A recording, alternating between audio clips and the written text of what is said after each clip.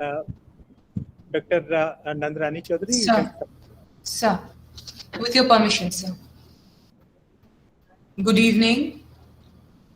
कुछ शाम भुला देती है करी धूप जो बरसाई थी सुबह ने उन पर और याद रखती है तो बस शफक के वो हंसी पल जिनमें घुलकर सब फिक्र एक रंग हो गए थे. Ladies and gentlemen, it is my distinct honor to welcome you all to the national webinar on collective administration of copyright in India. This program is a scintillating pursuit whereby National Law University and Judicial Academy Assam, IPR Chair, has taken a stab at the conjugation of the academia, the industry, and the luminous virtuoso of the musical realm. I take this opportunity to welcome on board the chief guest of the program, Shri Pankaj Udhas Ji, Padma Shri Awardee, and a salubrious Ghazal Maestro of the country.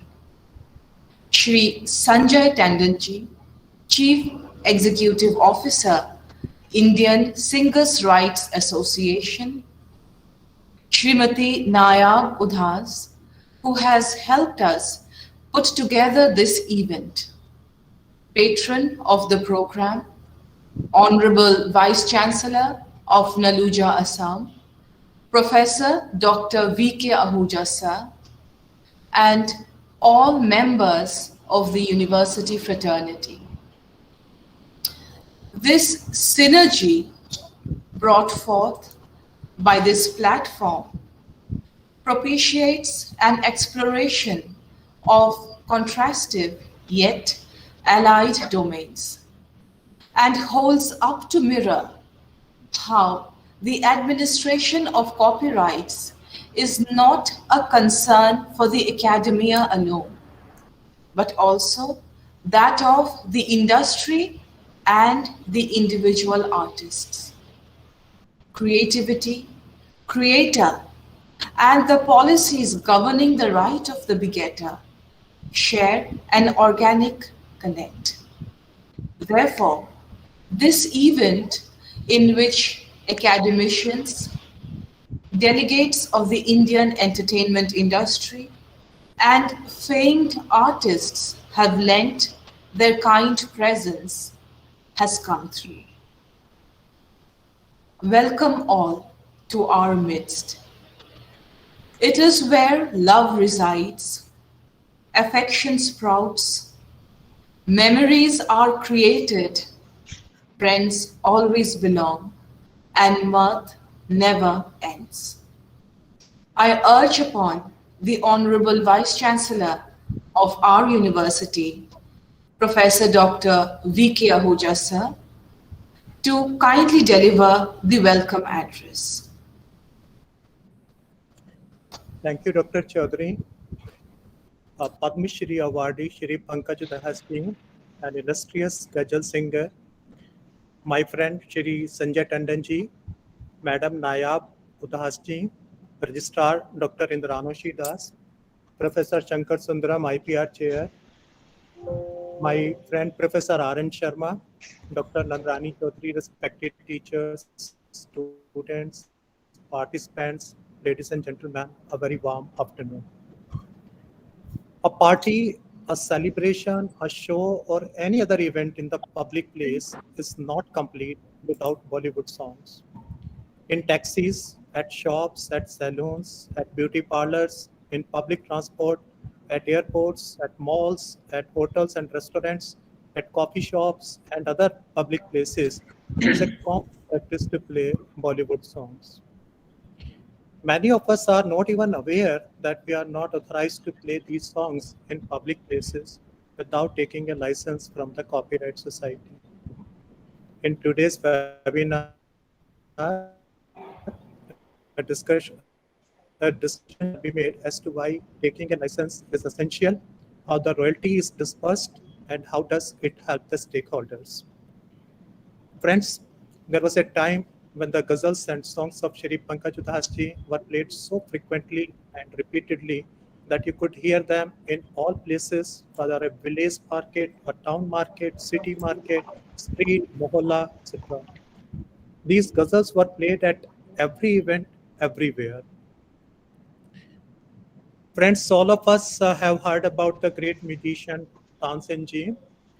With his ragas, he could bring rain, create fire, calm down animals, and do many other things. We have not seen Tansen Ji, but in the modern times, we have definitely seen Shri Pankaj Udhas Ji, Thank you. whose songs are too emotional that they bring tears to the eyes. When his song Chitti Aayi Hai in the Hindi movie Naam was played in cinema hall, almost everyone was crying. This is the power of Pankaj sir's musical and singing abilities. On behalf of National Law University and Judicial Academy Assam, I welcome Honorable Pankaj Udhas Ji. Thank you. Honorable Sir, I have got lot of requests from the audience to make you a humble request on their behalf to also sing the song Chitti Aayi Hai after your speech. And I hope you will not disappoint us. We welcome you, sir. I also welcome my friend Shri Sanjay Tandon Ji. I had the privilege and opportunity to host him for a couple of times at the University of Delhi, where I'm working as a professor. I'm presently at National Law University Assam on deputation. Sanjay Ji is a very good singer, and we used to tell Sanjay Ji that his presentation shall be deemed to be incomplete unless he adds singing to it. And the same rule is applicable here also. I also request Sanjay Ji to sing before he concludes his presentation. We welcome you, sir. I Thank also you. welcome Ms. Nayab. I also welcome Ms. Nayab Das Ji, the illustrious daughter of the illustrious father, for coordinating this event with us. Welcome, ma'am. With these words, I welcome everyone present in the webinar and all those who have joined us on YouTube. So welcome very much and thank you very much. Namaskar. Thank you, sir, for this warm prolocution to the exercise. कह दो अंधेरों से कहीं और घर बना ले, मेरे घर में रोशनियों का सैलाब आया है. When such luminaries have embellished the program, can we dispense with the lamp lighting ceremony? I endure the darkness, cause it shows me the stars.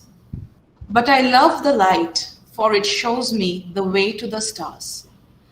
To auspicate the commencement of the program, the ceremonial lamp shall be illuminated in the virtual modus. I request the IT team of the university to take over, please.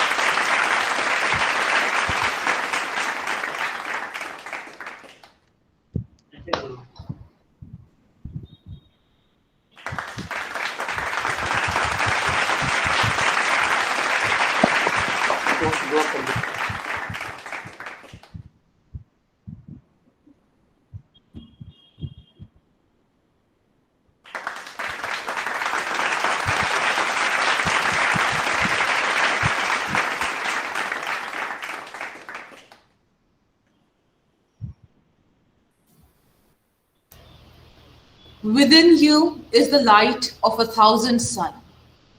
There are darknesses in life and there are lights. And you are one of the lights, the light of all lights. Thank you, dignitaries, for sharing your light with us on this occasion.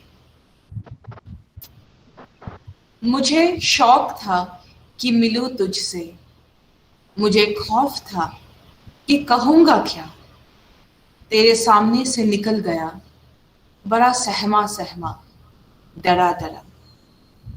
Ladies and gentlemen, I am overwhelmed by the presence of Shri Pankaj Udhas Ji as the chief guest of the program. My words would but limp and falter to surmise the magnanimous persona of our chief guest, Shri Pankaj Udhas Ji. Nevertheless, for the attention of the audience, starting his career with the first Ghazal album, Ahat, released in the year 1980, Shri Pankaj Udhas Ji rose to fame with his song Chitti Aayi Hai from the film Naam in the year 1986. He has garnered a worldwide reputation as an accomplished Ghazal singer. The Ghazal Maestro has performed as a playback singer for numerous films and has recorded a number of music albums while also touring the world performing his best. For his immense contribution to music, he has received a number of awards. He was felicitated with the Padma Shri Award in the year 2006 by the Government of India. I call upon Shri Pankaj Udhas Ji to kindly address the gathering as the chief guest of the webinar. Over to you, sir. Thank you. Thank you so much. And my namaskar to everybody. Honorable Vice Chancellor, Shri Ahuja, Shri Sanjay Tandon, distinguished guests, and all present in this webinar in the audience.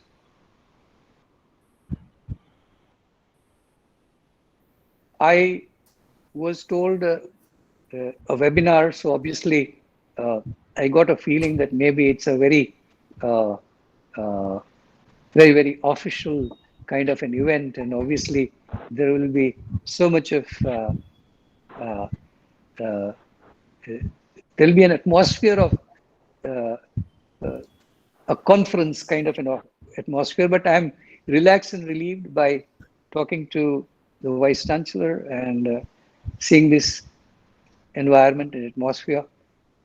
So I will certainly try to throw some light on my experience, my journey, and the meaning of copyright in my journey, meaning of copyright in my career. And also, I am really excited to share this with so many young students and so many youngsters who are looking at, they're at the threshold of their careers. They are about to start their careers, about to start their careers in law. I was talking to a dear friend of mine in New York just a few days back, and he said that I've seen his daughter grow up in front of me, and he said, oh, she's grown up and now she's going to the university. So I asked him, I said, what is she planning to do? So he says, well, she wants to pursue law.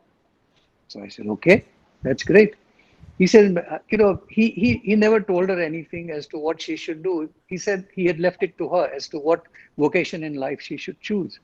So she chose to be a lawyer. So when he asked her as to why, so she said that she wanted to be a lawyer, but she wanted to pursue a particular branch of law, which is copyright.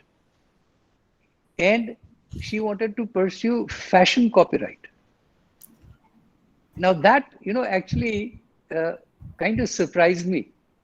So when because maybe I was not so much in the loop, I probably was not aware as to what is fashion copyright. So that's when he told me the vastness of the copyright law in the business of fashion. And he told me that fashion industry today uh, really has a huge scope for the lawyers who pursue this fashion copyright law. That's when I realized that copyright today, not only in the field of music, but copyright basically has become the most important aspect of our lives. And in other words, let me put it this way, that in other words, uh, like how Lokmanya Tilak had said that Swaraj Hamara Janma Siddh Hak hai. So the same way, I feel that copyright is every human on this earth. It's his absolute, uh, he has a complete say on that. He owns copyright if he does something, and he has full right to claim that copyright. Something which is not discussed, something which was not talked about when I started singing. And when I came on the scene in 1979, and when I was about to record my first album, and when I recorded my first album, obviously in those days, we used to have only two music labels in India. There were only two music labels, and they were the only two labels which recorded the artists, and they uh, released or launched their music in the market, and they sold the music in the market. So, and then let me tell you that there was not so much of scope for artists who were pursuing, as they say, non-film music. Because what I was pursuing was what we call in our layman's language non-film music. So non-film music is music which is not cinema music. So I was pursuing Ghazal singing, which is not a part of cinema. So I was pursuing to become an artist, pursuing only Ghazal singing, and Ghazal singing came under the domain of non-film. So there was this label which signed me up. So they said, we will record you and we will launch your album, put your album in the market, and we will promote you, etc. But you have to sign an agreement. So I said, fair enough, I will sign the agreement, because I had no clue as to what the agreement was all about. And the second thing was that I was so excited. And I guess I was so driven by the idea that I was about to record an album and launch it in the market. So I never ever gave it a thought that what are the other dimensions to my album, or to recording this album. What are the other areas which are involved in this? I had no clue. So when I got the agreement, I didn't even bother to contact my lawyer or anybody like Mr. Tandon, and I blindly signed the agreement. And that agreement was valid for 3 years. No doubt that agreement said that you'll get so much of royalty, and you'll get this and you'll get that and whatnot. But at the same time, it said so many things that they literally bound me for 3 years, and it was practically a one-sided agreement, except for the fact that they said you will get 6% royalty, that's all. So first 3 years with this agreement, I was rather lucky, or whatever you call it, that my hard work or my efforts. But the first 3 years, I did fantastically well with my products, my albums, and my reach out to the audiences, and my traveling across. So basically, I became a star artist of the company. So once the 3 years were over, before the 3 years were over, they gave me another agreement that said, go ahead and sign this, because we want to sign you for another 3 years. And even at that stage, because I was so excited with this entire experience of achieving, some kind of a mini stardom and whatever it is, I said, fair enough, I will signed the second agreement also. Even then, I didn't contact my lawyers or anybody. It was later, after my second agreement expired in 1986, 6 full years, that I realized that there is much more to an agreement than just launching your album. And that's when I realized that how we artists are so vulnerable, we are so naive, we are so, I would say, easy to manipulate. And that's the reason why not only me, but so many of my colleagues, so many of my fellow singers and so many artists have gone through the same route, because they have not realized, or they had not realized, that there were other issues attached to this agreement. There were other things attached to this agreement, and we never ever bothered to pay attention to this. Though if we go to see, I still remember as a youngster, very young boy, I remember that there was a big hullabaloo when Lata ji had asked to be paid royalties for her singing. And this had created a big uproar in the entertainment industry, that Lata Mangeshkar is asking for royalties. Now, today, when I think about it, I feel that Lata ji was a real visionary. She had, and besides, she had seen the future. She knew that royalties are very important for an artist. And she knew that if she did not pursue this, and if she did not put her foot down, then she will someday repent that why didn't she ask for royalties. And she somehow managed to get around the audio labels and the music directors, and somehow she managed to convince them that she should be paid royalties. But the sad part is that she was the only one who succeeded, because I guess the concerned parties thought that, okay, let's give royalties to Lata Mangeshkar and let's ask her to keep quiet and we'll deal with the others. So in the bargain, they agreed to pay royalties to Lata ji, and the rest of the artists were told that this is nothing. I mean, you don't even bother about it. So the other artists, the other singers did not bother about it, and they didn't pursue royalties.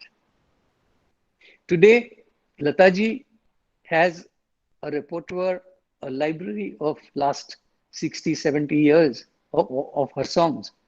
And you can imagine the royalties which it can attract, because even today, all her songs are being sold, being played, being used everywhere in all kinds of places.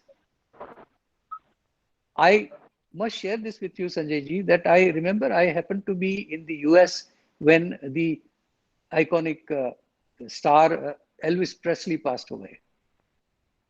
And I remember that after I came back from America, and 6 months down the line, I read in Times of India that Elvis Presley had got a royalty of 100 million US dollars, which was posthumous.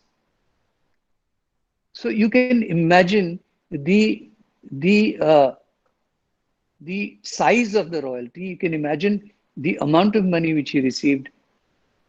That is because in the United States, copyright law is very well protected, and it is pursued in the right manner. And even today, singers like Michael Jackson and Elvis Presley, they attract such huge amounts of royalty that you can't imagine. Why I'm saying all these things is because an artist, every artist has a career span. Every artist has a certain lifespan, a certain time that an artist can be on top, an artist can make the best of it. Obviously, then you realize that some other artist has taken over, and then so on. So basically, any artist who has given his life to this fantastic profession and done such amazing work, so they, because there are no royalties, or there are royalties, negligible royalties. I can't say no royalties now, but I can say negligible royalties. So what happens is that this artist who deserves so much ultimately does not get anything. And it is even more sad to know that in these times when the artist needs the royalty the most, uh, the royalties are absolutely negligible. So, as I was discussing with Sanjay Ji, Mr. Tandon, we, Mr. Tandon is basically, though he is the chairman of ISRA, the board which is pursuing singers royalty, but apart from that, according to me, he has a soul of an artist because he's basically a singer. So he is a crusader, according to me. He's not just an official who's collecting royalties for us. So it was his, I certainly give complete credit to him for initiating this movement of singers' rights, as we said. You'll be surprised, all of you, that there was a time, Sanjay ji, you can probably quote that legal term, but it said that an artist, a singer, is a mere instrument in a recording. So a singer is not considered anything else. Like a violin, like a flute, he's like any other instrument. He's also an instrument. He's a vocal instrument. Vocal instrument.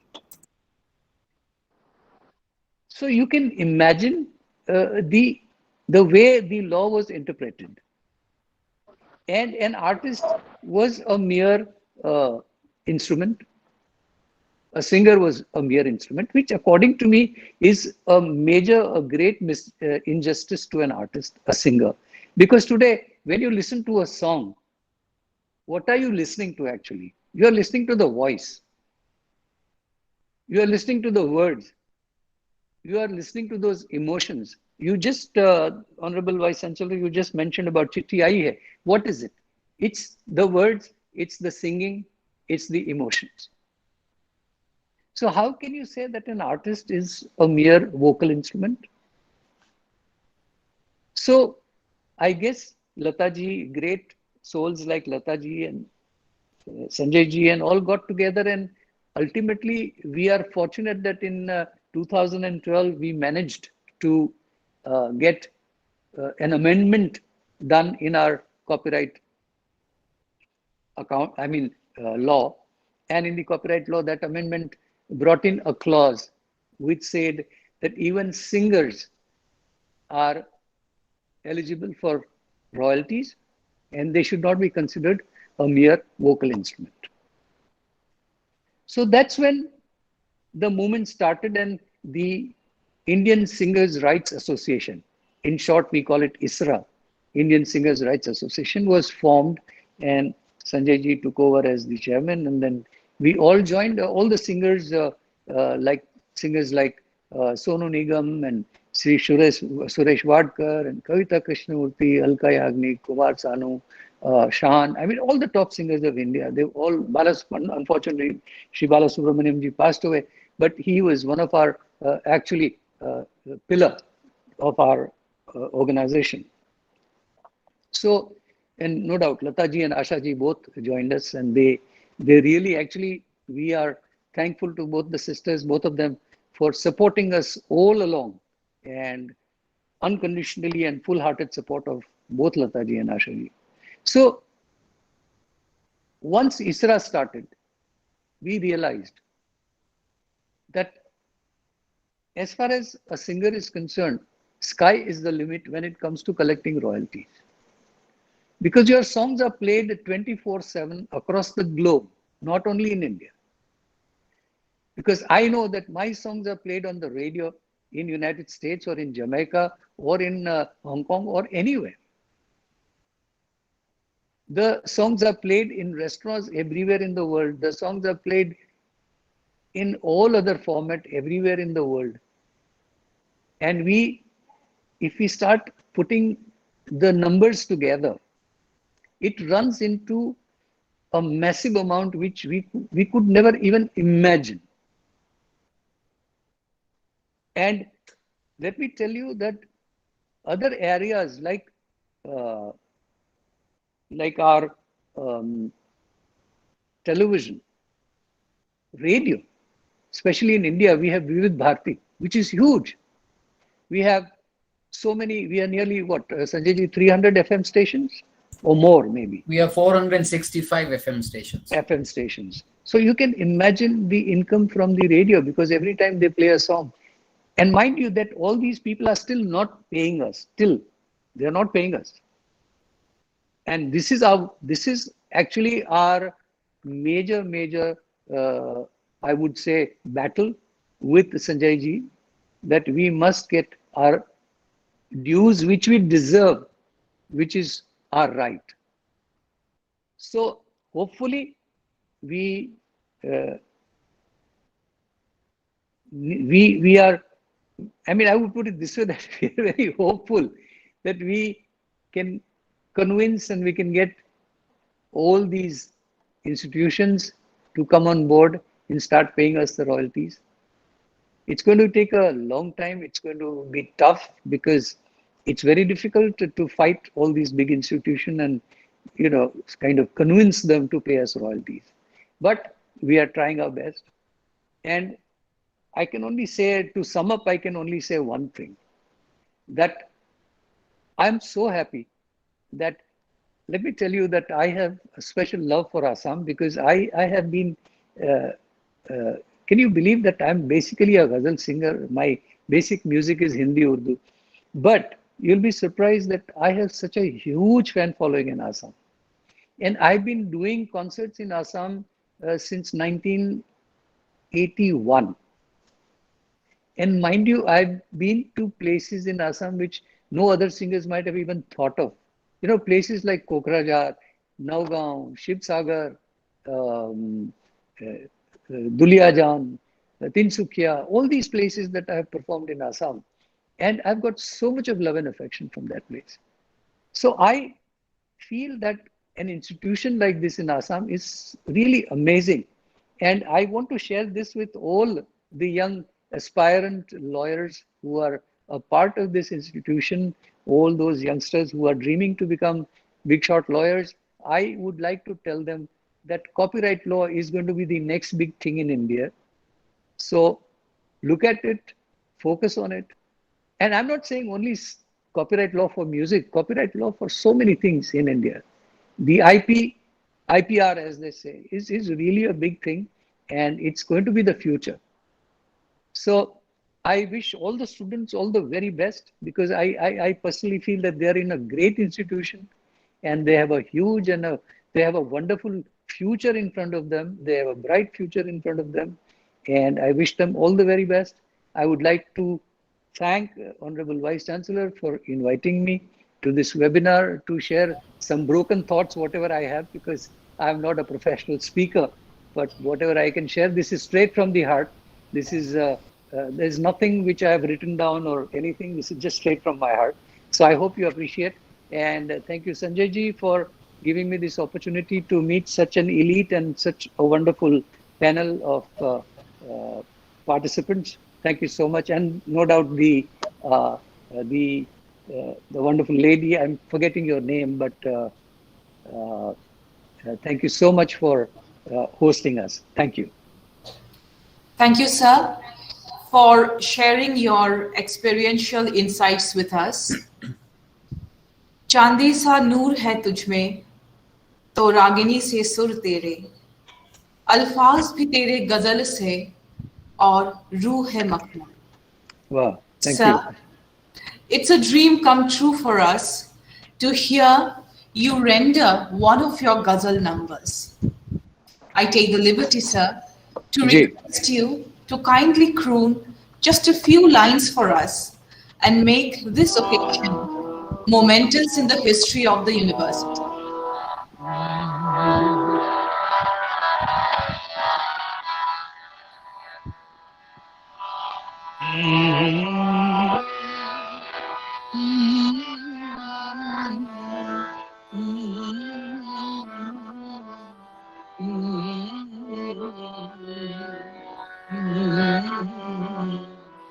चिट्ठी आई है चिट्ठी आई है चिट्ठी आई है वतन से चिट्ठी आई है बड़े दिनों के बाद हम बेवतनों को याद बड़े दिनों के बाद हम बेवतनों को याद वतन की मिट्टी आई है चिट्ठी आई है चिट्ठी आई है वतन से चिट्ठी आई है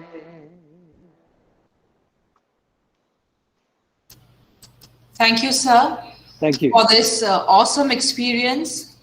And I say thank you because I don't know of a better word to express our gratitude. Thank you. Thank you again, sir. Thank you. Moving on, it is my proud privilege to introduce Shri Sanjay Tandon Ji, the guest of honor of the webinar, to the house. Shri Sanjay Tandon Ji has been in the entertainment industry for the past 30 years and is well known as the one who started the movement for collective management of copyright in music in India. He started fighting for the rights of composers and songwriters and strengthening their rights to receive royalty since the 1990s. In fact, he is the man who has pioneered the movement of copyright administration in India and developed the IPRS from scratch to an internationally recognized entity that it is today. He was and is very closely involved with the copyright movement in India and abroad. He has represented the country at 5 Copyright World Congresses of the CISAC and 2 regional roundtables on copyright under WIPO, and is also a regular speaker at various copyright seminars and symposia. He also speaks regularly on the subject of copyright in various universities of the country, police training centers, international conventions, the FICCI and the CII. He was actively involved at various discussion stages for WIPO treaties, WCT, WPPT, the Broadcasters Treaty, etc. It was his relentless fight for the singers' copyright since 1992 that the singers have at last acquired the right to receive royalties for their performances. As a result, Mr. Tandon has established the Indian Singers' Rights Association, ISRA, which was the first copyright society to be registered under the new Act. At present, he is the founder and CEO of ISRA. Prior to being the founder and CEO of ISRA, Shri Tandon Ji worked as leading copyright consultant to the likes of famed singers, artists like Lata Mangeshkar Ji, Asha Bhosle Ji, Javed Akhtar Ji, Sonu Nigam, Sunidhi Chauhan, Shan, and such other top artists. He has many laurels bestowed upon him, and words are too paltry to sum up the illustrious personality that he is. We are humbled by your kind presence amongst us, sir, and I call upon you to kindly deliver your address as the guest of honor of the webinar. Sir, please.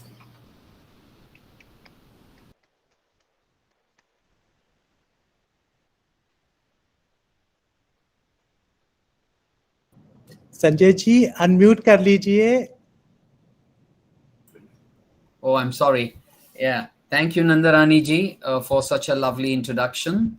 And respected Pankaj ji, my friend Ahuja ji, thank you for inviting me for today's webinar.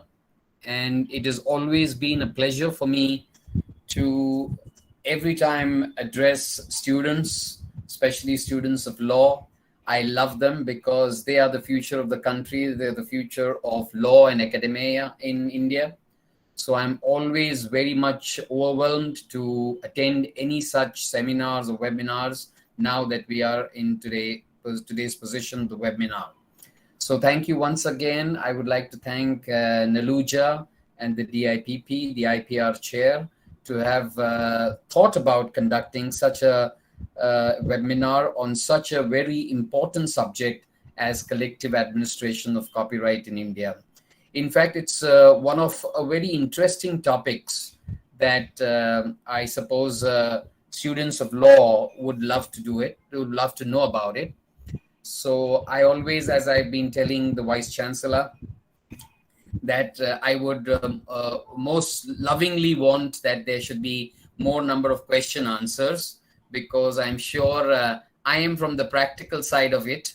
So I love to answer questions because there are a lot of questions as far as copyright in music is concerned. ये होता है तो क्या होना चाहिए, वो होता है तो क्या होना चाहिए. So I love answering them.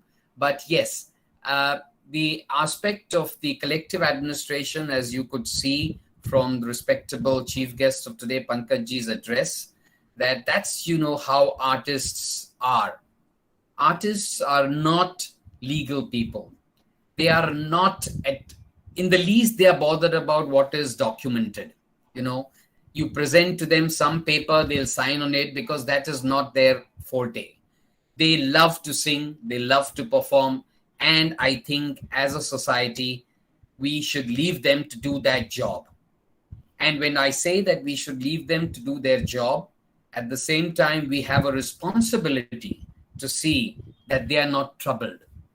तो मैं कई बार ये कहता हूं लोगों से कि आज तक तो ये जमाना था till 2012 that artists were given royalty. Okay, that means royal tea, chai, royal chai. So every artist was given those royal chai wherever they went, you know, because people, the fans and everyone, they give them royal treatment and the royal tea. But now I started telling these people, please don't give them this royalty, give them the royalty, the money, because that is what is important. Royalty ab mat pilaiye, royalty de dijiye, wohi bahut hai unke liye.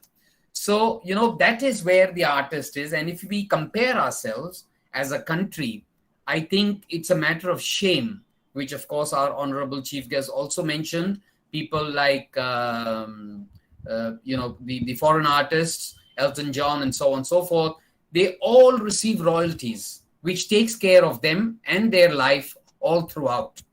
But in India, artist laga rehta hai. Till he drops dead, he is required to work. That is a shame on all of us. That is a shame on our country.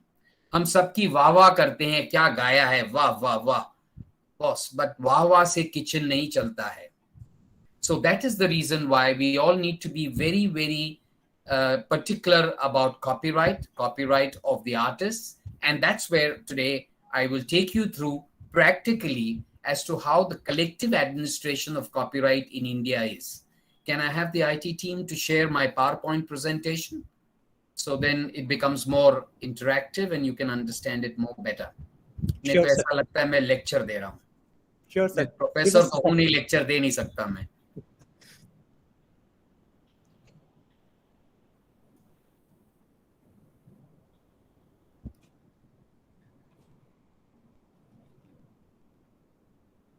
there you go. Yes, so I'll take you through this. Can I have the next slide? The first slide. Yeah. So in order to know what exactly how collective administration has developed in India, we really need to have a brief understanding of what is the history of a copyright in India. You see, here you can see the Copyright Act was first enacted in 1958, followed by various amendments in 1984, 1992, 1995, and then in 2012. As far as the performers' rights is concerned, or the singers' rights are concerned, they were given for the first time under the Copyright Amendment Act of 1994. And then, of course, recently in 2012, it has gone further to strengthen the performers' rights in the country. I'm not going to take you through what are those rights, etc., because that's not the subject today. But the 2012 amendments have really brought the Indian Copyright Act to be one of the most best and the most modern acts of the world. Please believe me. I have been studying and reviewing the Copyright Acts of various countries. Indian Copyright Act, vis-a-vis the rights to an artist is concerned, is one of the most best and the most modern acts in the world. And therefore, Chapter 7 of the Copyright Act has provided various laws, various sections about copyright societies, how they will be registered, how they should be working, and so on and so forth. But we should all understand that as compared to the world, we are the best. Next slide, please. Now, let me come to what is this copyright. So let us understand copyright is given for original literary work, dramatic work, musical work, artistic work, cinematograph film, sound recording. This is what is given a copyright, which is the primary right, as all of you know. So there is a primary right and there is a secondary right. So the primary right holders are those who conceive and who create literary work, dramatic work, artistic work, or musical work, or cinematograph film, or sound recording. But there is also what we technically call in the world as neighboring rights, which are the rights which are called as secondary rights, which actually get born out of the rights created by the copyright owners. That is, the rights given to performers and the rights given to broadcasting organizations. So, in short, these are the only categories where copyright is eligible to be enforced. If it is in a literary work, again, original literary work, original dramatic work, original musical work, original artistic work, cinematograph film. Again, the word original is missing here. So it's only a cinematographic film. It is immaterial whether it is original or not, because a cinematograph film cannot be original and duplicate. Whatever cinematograph film will come in will definitely be a unique one. So cinematograph film, the sound recording, the performer's rights, and the rights of broadcasting organizations. Now, what the 2012 amendment has done, literally, and most of the countries are actually looking at the Indian copyright law and are trying to replicate it. So please understand, we have become leaders as far as lawmaking of copyright is concerned vis-a-vis music copyrights.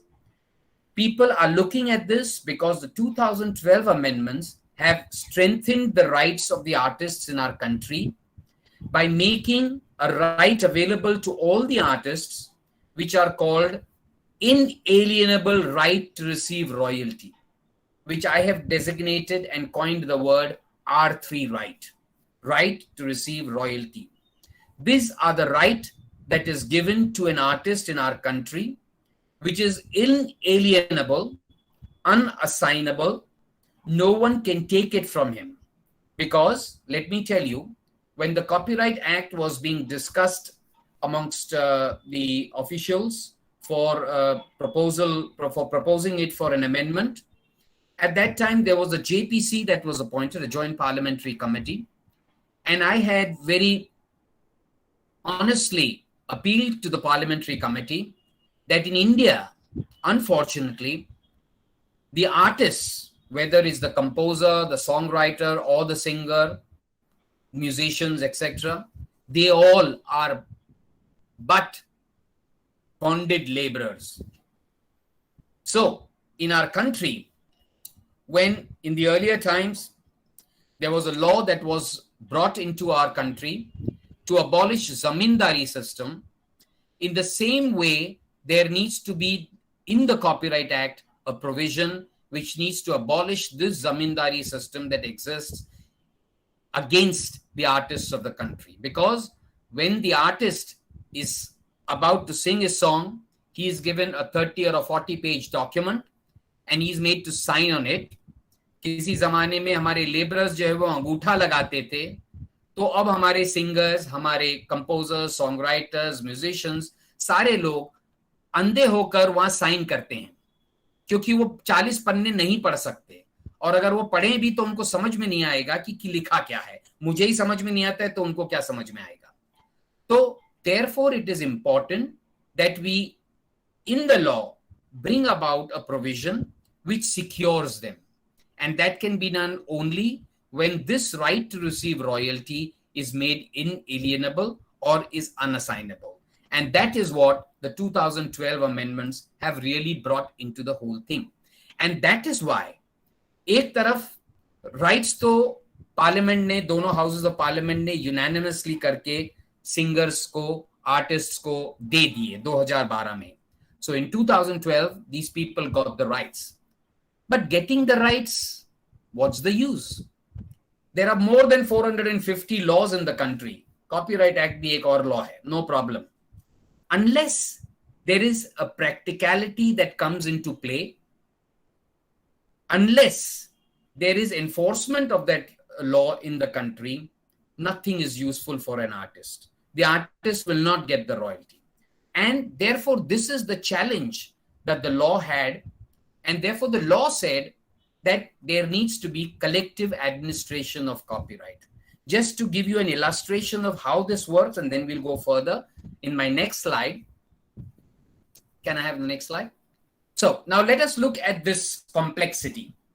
Please understand this.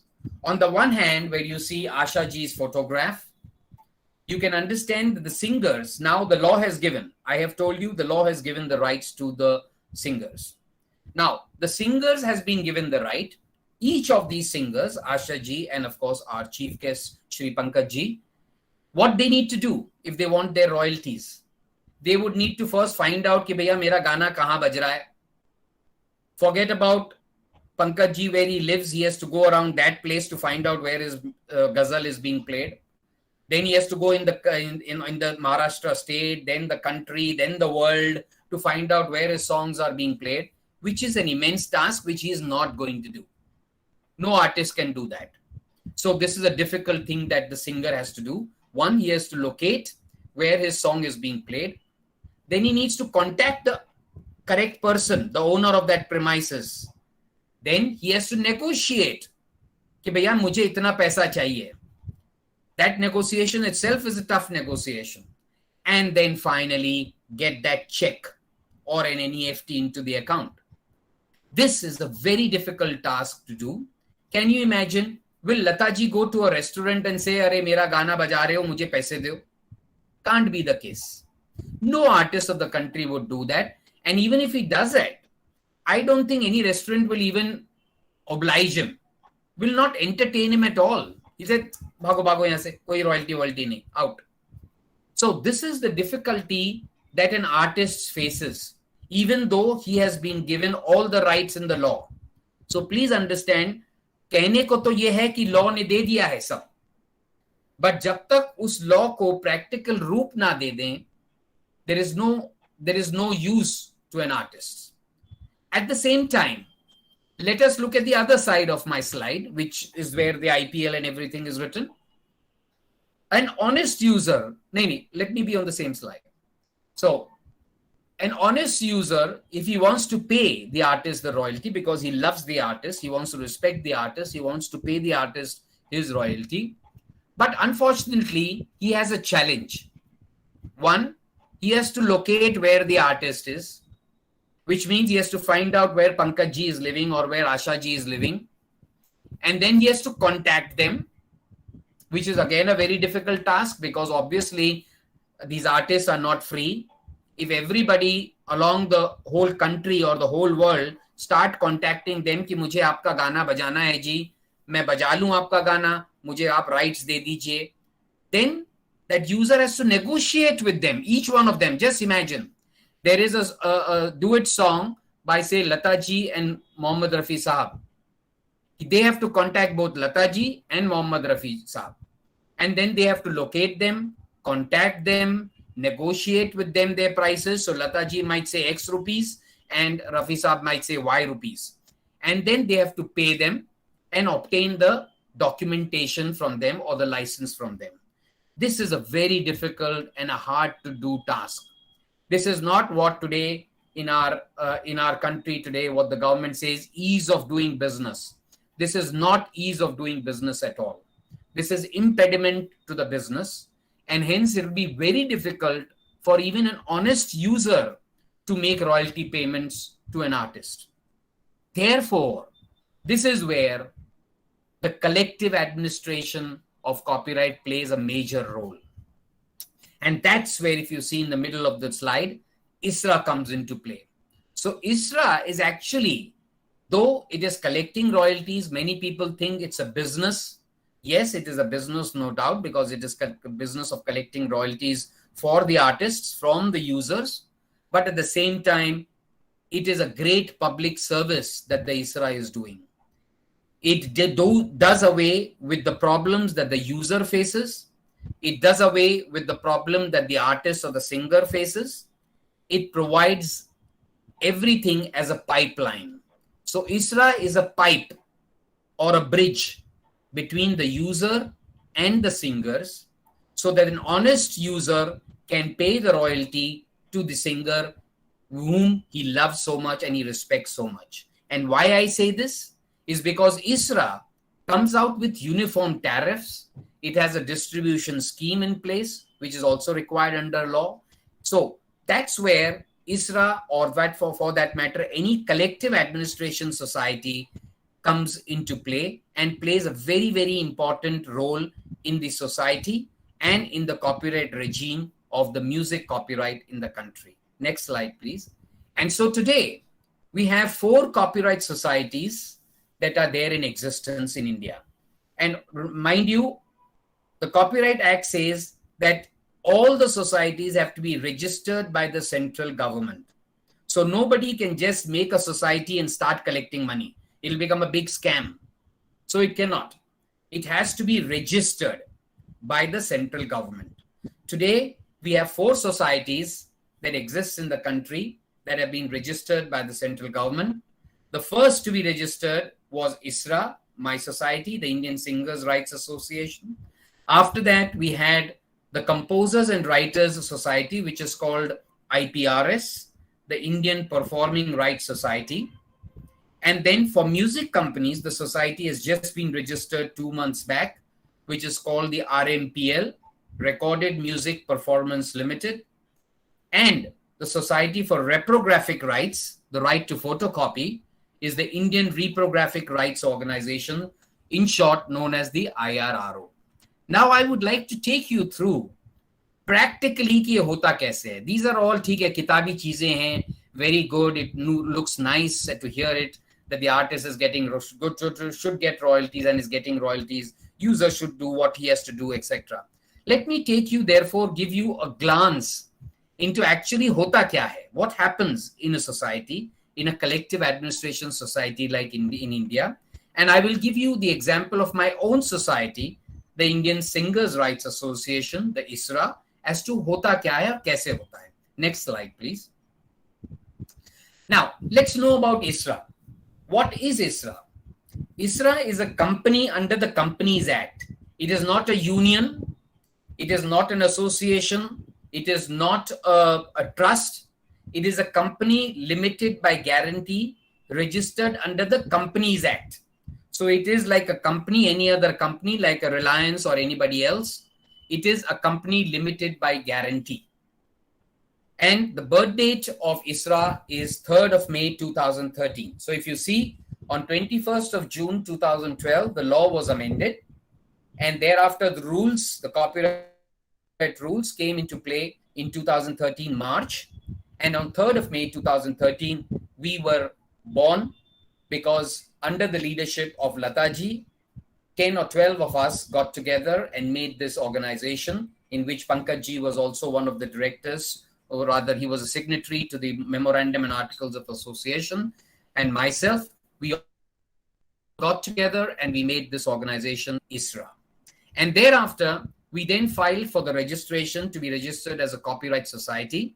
And this certificate was granted to us by the central government on 14th of June 2013 for 5 years, because that is what the law says, that any society can be registered for 5 years. The 5 years expired in 2018, and looking at our performance and our dedication, the central government again renewed it for a further period of 5 years. And so ISRA is now a registered copyright society till 14th June 2023. And God willing, depending on our performances, and I'm sure we'll do a good job, this will be extended further too. And as I said earlier, we were the first copyright society to be registered in India under the new provisions under the 2012 Copyright Amendment Act. In short, ISRA is a non-profit making body. So there are no dividends. It doesn't belong to anyone. There are no shareholders. It's a company limited by guarantee, where all the singers of the country are members and they all are owners of ISRA. There is no particular owner of ISRA. There is no shareholding. There is no dividend. It's a non-profit making body. Whatever we collect, we deduct the expenses, which again is limited to 15% as per the Copyright Act. And the balance, 85% of whatever we collect, is what we distribute to our members every year. Next slide, please. So how did we go about it? What we did was on 5th September 2013, we had our special annual general body meeting, where we adopted the tariff and the distribution schemes. It is very important for a collective organization to have a tariff scheme. Tariff scheme matlab rate card. You have to have a tariff scheme to tell the user that Mr. So-and-so, if you are playing music, if you are playing a singer's song in your premises, you need to take a license and you need to pay the royalty. But the question is, kitni royalty? How much royalty am I supposed to pay? And therefore, we have a set of 22 such tariffs in place, because everybody has got their own way of using music, and therefore it cannot be one tariff for everyone. So we have tariffs for radio, mobile, TV, internet, advertisement या commercials में आपको use करना है, airlines, airports, retail banks, retail outlets, banks, offices, hospitals, amusement parks, discotheques, pubs, nightclubs, clubs, health clubs, restaurants, bars, coffee shops, hotels, dance schools, events and DJ events, sporting events, railways, railway stations, petrol pump, motor vehicles, ships, catamarans, mobile on hold, BPO centers, blah, blah, blah, blah, blah. So in short, wherever a singer's song is being utilized commercially, that place has to pay the singer's royalty to ISRA under the tariff scheme that exists. And this tariff scheme is made available to the public on our website. You can go ahead on www.isracopyright.com and you'll get all of these tariff structures there and you can pay accordingly. तो ये तो रहा, हमने tariff scheme बना ली कि हमको पैसा कहां से इकट्ठा करना है और कितना इकट्ठा करना है. But once the monies come in, the bigger job for me and the more tension वाला job for me, भैया इस पैसे को उसके सही मालिक तक पहुंचा दो. That means we should have a distribution scheme. How are we supposed to distribute this money that comes in? This money that comes in gets distributed to the members of ISRA depending upon what songs are being exploited. क्योंकि जब भी ये जितने लोग जो हमको payment करते हैं, they give us a list of the songs also. So suppose if there is a DJ party happening, that DJ has to give us a list of the songs that he's going to play. Based on that list, the monies are then distributed to those singers only. So it is not, ISRA is not like a Rotary Club. It's not like a trust. Ki 100 rupees aaye, and if there are 100 members, then we pay 1 rupee to each. No. If your song is played and is exploited, you will get money. If your song is not played, you will not get money. If your song is played less, you will get less money. If your song is being played more, you'll get more money. So it is all depending upon you and your song and its popularity and its usage. So therefore, it does not mean कि मैं Pankaj ji popular हैं तो उनका ज्यादा पैसा आता है तो उसमें से थोड़ा निकाल के मैं किसी और को दे दूं. नहीं. That is not allowed under the law, and that also is not within our own policies framework that the ISRA has today. Next slide, please.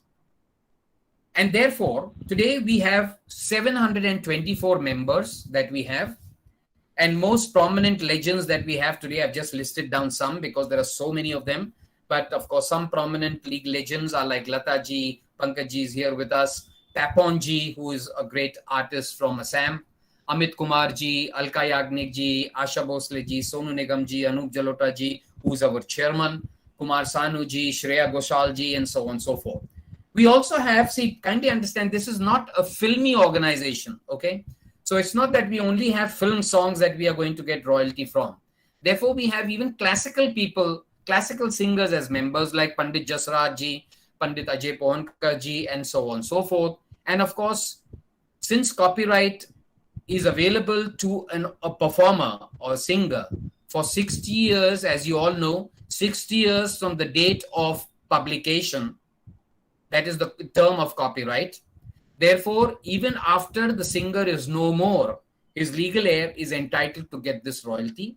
And therefore, we have as members, even those who are no more with us, like Mukesh ji, Hemant Kumar ji, Kishore Kumar ji, Jagjit Singh ji, Purushottam Das Jalota ji, Guru Dutt ji, Geeta Dutt ji, the spelling is wrong here, so it should be Geeta Dutt ji, Geeta Dutt ji, Mohammad Rafi Saab, and SP Balasubramaniam ji. So, we have most of the people who are no more with us, and we always strive to get more. Our focus is on increasing our membership. So what we did after we came into existence in 2013, we called for our AGM where we had our tariff and distribution scheme. Then we set up our office and an organization and our infrastructure, and we focused on making more and more members. Because if we go to the market, we have to tell them we represent whom. Kiska gana bajayenge to aapko denge. So therefore, membership is very important for a collective organization, and we have been doing this, and we have been successful in getting this. Today, as you see here, there are 724 members, but these 724 members account for nearly 98% of the music that is there in the market. All the who's who of the singing world are members of ISRA. So that is why I can substantially say that I represent all of the music in the country. Next, please. And then in 2014, I started concentrating on sending out our claim letters. Claim letters bhejna shuru kar diya sab logon ko, to FM radio stations, to television networks, to mobile companies, to websites, to production houses, to restaurants, bars. But however, restaurants and bars only in Delhi and Mumbai. Because if you can understand, it's very difficult for us to reach out to all the four corners of the country. Otherwise, if you can understand, it's like the income tax department, और हम income tax department बना नहीं सकते क्योंकि हमारे पास उतना पैसा नहीं है. So, therefore, we restricted it only to the two cities of Delhi and Mumbai. So in 2014, I concentrated in sending out these claim letters to all of them to educate them. Now the law has come in. 2012 Copyright Amendment now says that you need to pay the singers their royalty if you're using their songs commercially. So kindly please come and contact ISRA and make the payment to ISRA. Next, please. And therefore, you can see this. I sent it to YouTube, to Pizza Huts, to TGI Fridays, to BBC, and so on and so forth. Next slide, please. And of course, here most of the restaurants and all the sporting events of the country that I sent out these things to. And then further, next slide. What I did, I got my first royalty check. We collected the first royalty payment came into ISRA in May of 2014. That was, I remember, rediff.com, if all of you would have seen it, in an IPL tournament of 2014, rediff.com had an advertisement coming up every 5 to 10 minutes where they used Lata Ji's songs Lag Ja Gale. So I called up rediff.com and I say, hello, gentlemen, आप लता जी का गाना बजा रहे हैं, where is the royalty?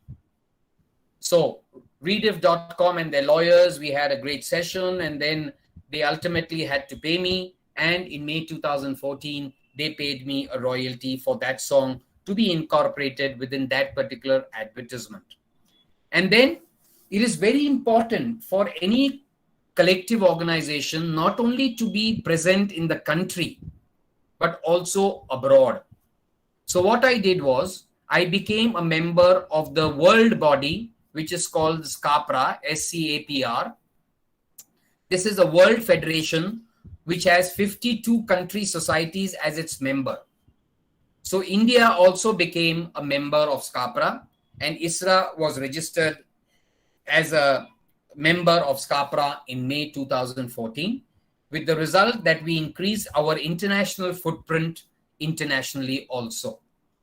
And then in June 2014, the next month, I signed the first international bilateral trade agreement between the Ireland Society called RAP, RAAP, RAP, and ISRA. So this was the first agreement that was signed. And these agreements mean what? They mean कि whenever the Indian singers या जैसे पंकज जी का गाना अगर Ireland में बजेगा तो ये आयरलैंड वाली सोसाइटी रैप उसको कलेक्ट करेगी and will send it to us. Similarly, for their members, we will collect the royalties and send it to them. So today we have 16 such agreements with 16 such societies all across. So you can see we are there in South Africa, we are there in Russia, we are there in Italy, we are there in Spain, we are there in Germany, we are there in US and in the UK, the PPL. So we are now there everywhere, and we are now focusing on increasing our international footprint as well. Next, please. However, as you all know, not only in India, but everywhere, unless you get the courts to give you a judgment, people will start taking you for granted. They will say, हाँ ठीक है, rights आपको दिया गया है, that's okay. But court बोल रहा है क्या? You get a court order and then we will pay you. So that's what exactly I did. In 8th of December 2014, I got the first lawsuit filed and I got an ex parte injunction. Again, I got the second suit filed in 2014. I got an ex parte injunction from the Honorable Delhi High Court. And the Honorable Delhi High Court said in its order that whenever it was against two pubs in Delhi, and it said that if the pub wants to play the songs of these singers or these songs which were recorded by our investigation team, then they need to pay ISRA the royalty of the singers. And that really gave a big boost to ISRA because we now had the legislative with us. There is a legislation with us. Now we have the judiciary with us. And then with the force of both of them, we can go to the market and start our collection operations. And therefore, if you see here in the slide, in 2016, I got the first judgment. And in 2016, September, I got the second judgment. So it's not only orders that we have, but now we have two judgments in favor of ISRA, granting and recognizing the rights of singers, recognizing that a user, if he plays the singer's sung song in its premises, it needs to pay royalty to ISRA as per the ISRA tariff. Now, this is an interesting thing that I would like to share with all of you. In 2014, I had approached the IPL because IPL, jisko main kehta tha, this is a big fish. You know, they are big people. They have a lot of money. So let me tap them. So I wrote to them and I said, on every 4 and 6 that goes, you play blaring music of a singer singing the song. Where is my money? Because you are required to pay me the money. Of course, they are big people, so they took me for granted. Just get lost, nothing. To my mind, I said, okay, dear, you are here and I'm here. We'll all stay here for a long time. I'll see you next year. So next year, when I approach them again, and mind you, I approach them and ask them that where is the last year's money also you need to pay, and this year's money also you need to pay, the arrears also. So they said, oh, you go and fly a kite. We are big people. We are not going to take anything. Do whatever you like. Now they said that they are big people. So respecting the big people, I did whatever I liked. So what I did, I went to the Honorable Delhi High Court and I got an injunction against all the franchisees of the IPL 2015. And can you believe it, that within half an hour, everyone paid up.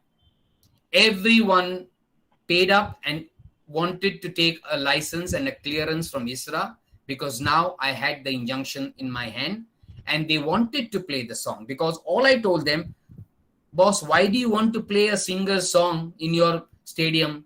People are coming there to watch a match. They're not coming there to listen to songs. So why do you want to play it? So they said, no, sir, it brings a little of energy into the game. So I said, that is exactly. Because you're giving them the energy, you are charging the public. If you are getting the public free, there's no problem. But you are charging every person who's entering that stadium 2,000, 3,000 rupees. And do you know what I'm asking for? You'll be astonished. Sir Vice Chancellor, what I'm asking just now from these sporting events is 1 rupee per seat of the total seating capacity of that stadium. 1 rupiya. Whereas they are charging 4,000, 5,000 rupees per ticket. So when I say copyright royalty, it means small little portion. But boond boond karke sagar bharta hai. And that is where the royalty of the artist is. So all that a stadium, say a Calcutta stadium, the Eden Gardens, with a 85,000 capacity needs to pay for a match is only 85,000 rupees. Is this in any way unreasonable? Is this in any way I am trying to fleece anyone? I think the answer is no. So therefore, these sporting event people started paying us, and they are still paying us religiously. Unfortunately, because of the COVID times, the IPL tournament is not being held, and so it is a loss for all the artists of the country today. We are not getting that at all. Next slide, please. And so with all this judiciary with us, legislation with us, we are now have all across the country, if you can see, all across these places, these cities, many people, many users have already started taking our license and have started paying us the royalty, with the result that, next slide, with the result that we have now completed one cycle. Please understand, this is a very important aspect of collective administration. The cycle should be completed. It is very easy to get a right. It is very easy to go and start collecting. But only when you distribute that money back to the singers is that cycle complete. And I'm happy to say that on 18th of December 2017, ISRA completed its first cycle by making the historic distribution of royalty to the singers of the country on 18th December 2017. And if you can see the slide, we have nearly distributed about 6 crores till now, from 2017 till now, 2021, with 1 year gone COVID. We have paid royalty for 2016. It was merely 2 lakh rupees being paid to 110 singers. Next year, it was 50 lakhs paid to 620 singers. It increased to 1 crore and 8 lakhs to 755 singers. In 2019, we distributed 2 crore rupees to 1,117 singers. And for 2019, we are distributing 1 crore 85 lakhs to the singers. Next slide, please. So if you see, here we distributed this, and if you can see, all the legendary people from the south are here and from the west are also there holding the checks so smilingly. And this is actually was a historic occasion on 18th of December, when for the first time ever, any singer of the country got royalty for the first time. So that was really a historical one. Next slide. So just to illustrate again, we completed this one cycle, where the cycle consists of membership, licensing, and distribution. And I will not forget that this cycle was made possible because of the strong support and conviction that I got from my board. Next slide, please. And therefore, I'd like to thank my board, who has really stood by me so that I'm able to deliver these particular aspects. And in the long run, ISRA will be a huge organization from all the singers of the country. I thank all my board of directors who are here on present. They don't need any introduction, but I'll just make a mention of their names, which is Anup Jalota ji, Suresh Watkar ji, Hariharan ji, Pankaj Udhas ji, Alka Yagnik ji, Sonu Nigam ji, Shan ji, Shan Mukherjee, and Kavita Krishnamurthy ji, Talat Aziz ji, and myself. So we have been literally fighting and facing all these challenges, but we are definite that we will get, at present, as the Honorable Chief Guest of today was saying, that today even there are negligible royalties. If you consider what I just told you, 6 crores is a very negligible. And this is negligible because the main users, radio, television, OTT platforms, mobile companies, they are yet not paying the singers their royalty. So the major people, jahan malai hai, they are yet not paying up because they refuse to recognize. The only alternative that we are left is to go to court to litigate. But as you all know, litigation takes a lot of money. If we use up this money, we will not be able to distribute it to the members, which will be very sad. And therefore, we have decided to go steady at a snail's pace, but we are surely going to get there. And I'm sure all these people will, in the near future, start paying royalties to the singers. And there is where ISRA will be very highly obliged to everyone. And to make these people pay up, this is where the help and support of all of you, the academias, all the universities, all the to be future lawyers, the students at present, all of you who are watching this webinar, listening to this webinar, can start spreading this awareness amongst the people that if they are playing a singer-sung song within their premises, they should obtain a clearance from the Indian Singers Rights Association by paying the royalties. And as I said, the royalties are a very, very small, minuscule aspect. I'll also like to give you an example for a restaurant. So if a restaurant in Assam is playing a song of Pankaj Ji, a Ghazal of Pankaj Ji, you know how much is he required to pay ISRA to become legally cleared that he is doing a legal thing by playing Pankaj Ji's Ghazal in his restaurant? All he needs to pay me is the price of the least price drink on his menu card. So if on his menu card he has tea or coffee for 10 rupees or a mineral water bottle, the small mineral water bottle for 10 rupees, all he needs to pay ISRA is 3,650 rupees a year. On paying this 3,650 rupees a year, he will get a clearance from ISRA and he is legally entitled to play anyone's song in the world. He can play a Michael Jackson, he can play a Bhupen Hazarika, he can play Lata Mangeshkar, he can play anybody he likes for 3,650 rupees. So this is where the general public needs to be made aware. And I always appeal in all my lectures to all people who attend and listen to me to kindly spread this awareness in the society so that ultimately the artists whom we love so much and whom we adore so much, We don't leave them at adoration only. Let us try to get them the royalty that they really require. A few of them can be counted outside. Maybe people will say, oh, they are rich people, but you don't know the thousands and lakhs of singers who are not there. This is where they would need the royalty. So before I end this, and next slide, please.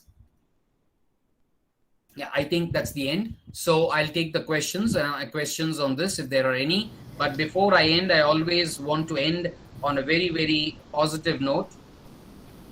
छोड़ो कल की बातें, कल की बात पुरानी, नए दौर में लिखेंगे मिलकर नई कहानी. हम हिंदुस्तानी, हम हिंदुस्तानी. So all of us have to join our hands and make this happen for the artists of the country. Thank you so much for giving me this opportunity. Thank you so much, Awardee Ji. Thank you so much. Thank you, sir, for illuminating us with your perspectives. If we do not practice gratefulness, its benefaction would go unnoticed, and our capacity to draw on its gifts would be diminished. Sir, we remain ever grateful to you for your gracious presence and for all the support we have received from you in organizing this webinar. We shall move on to a very brief Q&A session, and I have a list of questions with me, sir, and I will read them out and would request you to address these questions, please.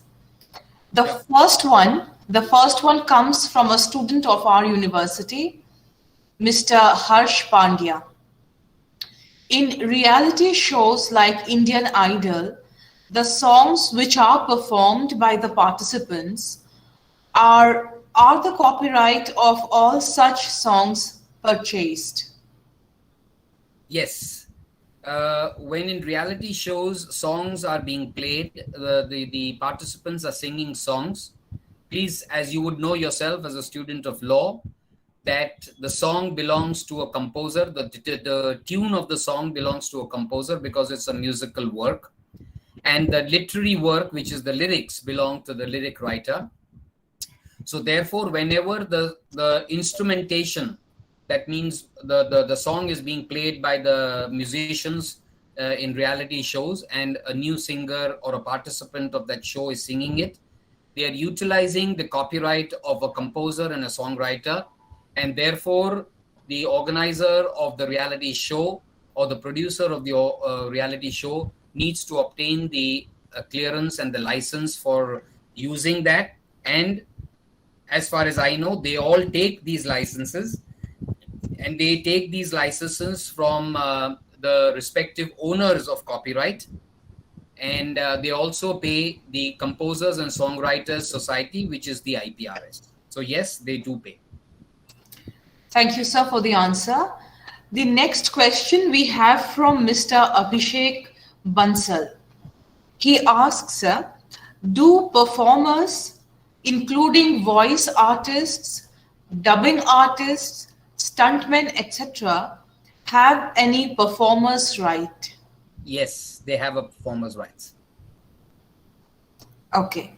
The next question is from Mr. Chaitanya Prakash, and he asks, if performers like singers sing or perform song written by someone else, should such singers or performers pay royalty to the songwriters? Yes, as I said earlier, this is the same thing as a reality show, except that it's not a reality show. You are singing it yourself and putting it on the YouTube, which I think you're referring to is cover versions. Yes, you really need to take the license again from the owner of the musical work and the literary work if you need to do it legally correct. Thank you, sir. The next question is from Nishit Kumar Maheshwari.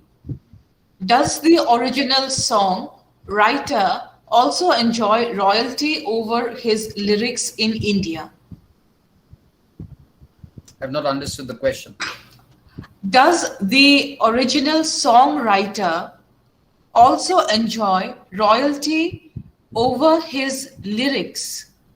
Yes, of course. If he has written the lyrics and the lyrics are original, he will enjoy royalty. Yeah. And this royalty will come to him from IPRS. Thank you, sir. The last question we have for this session is by Miss Garima Pawar. How are the rights of copyright holders in musical work regulated on online platforms, especially on platforms like Spotify, Ghana, etc.? Yeah, there is, as I said, that each of the collective societies have got their own tariff rates. And these tariff rates are publicly available on our respective websites. You can go to the website of the IPRS, which controls the rights of the royalties of the composers and songwriters. And since you're referring to composers and songwriters, you can see it on their website, what is the rate card that they have, and you need to pay them and receive the licenses from them. Thank you, sir. There's just one last question, a small one. It comes from Miss Jia Singh. She asks, are the instrumentalists in a song also protected under the Copyright Act? Yes, under the Copyright Act, performer is defined to mean and include an actor, a singer, a dancer, a musician, an acrobat, a juggler, or a snake charmer. So if you fall under any of these 7 categories, performers' rights are available to you. So yes, musicians do fall under this category, and therefore musicians are entitled to receive performers' rights and the royalties. Thank you, sir, for addressing the questions. And for the paucity of time, we shall not take any more, though there could be so many more queries. We shall look forward to a more intensive interaction with you in the future. Sure. We move towards the closure of the program. आपके आने के लिए शुक्रिया और फिर सुनहरे यादों के साथ छोड़ के जाने के लिए शुक्रिया. As we move towards the closure of this memorable program, I'd like to say that in the journey of life, there are no farewells. There are only mile markers. Till we meet again and mark yet another milestone, I call upon Professor Sundaram, IPR Chair Professor of the University, to kindly propose the vote of thanks and thereafter call it a day. Thank you so much. Thank you, Dr. Nandarani Chaudhary, for calling upon me to propose the vote of thanks. Good evening to all of you, ladies and gentlemen.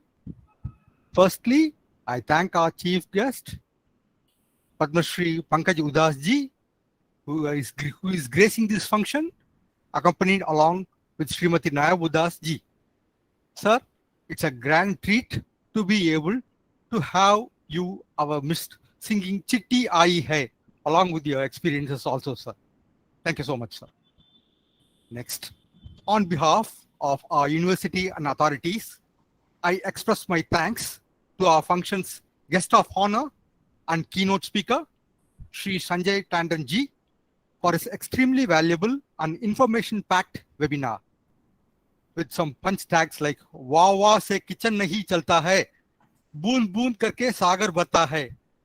Sir, it was amazing, sir, and everybody is so much raring to go, sir. Thank you for your wonderful and very motivating speech, sir. Thank you. I am also thankful to our Honorable Vice Chancellor, Shri V.K. Ahuja, sir, for patronizing all these IPR webinar series by inviting pioneers of the chosen field. Thank you, sir. I am also thankful to our media relation persons, both print and also non-print, especially our faculty member, Mr. Himanshu Ranjan Nath, our students, Mr. Shri Goyal and Ms. Shreya Kumar, for the publicity of this webinar. Finally, on behalf of our DPIIT chair staff, I thank the participants, among whom uniformed service people, advocate friends, faculty members, students, and university staff form the audience and who are participating in this excellent webinar sponsored by the Government of India's Ministry of Commerce and Industries, Department for Promotion of Industry and Internal Trades, Copyright Section. Thank you one and all. Jai Hind. Thank you. Thank you, Pankaj sir. बहुत बहुत धन्यवाद आपका. And Thank it was really a nice day in the history of this university. We are just a decade old only. और आज हमारी university के इतिहास में 4 चांद लगाए आपने. और संजय टंडन जी तो मेरे बहुत और कितना है कि पहले में अभी 3 साल वो यहाँ पर आएंगे. तो आप दोनों का बहुत बहुत धन्यवाद जी. नमस्कार. Thank you. Namaskar. Thank you.